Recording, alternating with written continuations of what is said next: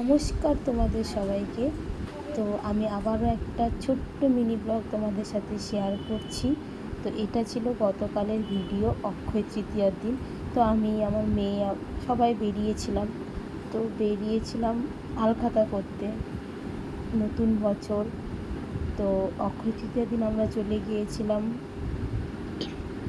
একটা দোকানে, সেখানে মেয়ের জন্য কিছু কিনলাম। তো চলো, এই যে আমি উঠছি, বারবার পিছনের দিকে তাকাচ্ছি। তো ওখানে গিয়ে ঢোকার পর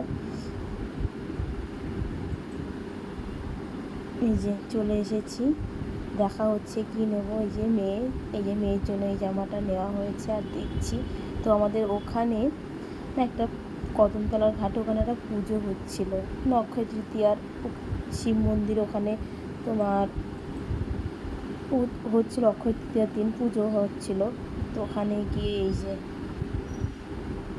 সব সাধু সন্ন্যাসীরা এসেছিল, উপরে লেখাই আছে গুজরাট কিংবা আখড়া থেকে। তো চলে এসেছি বাড়ি।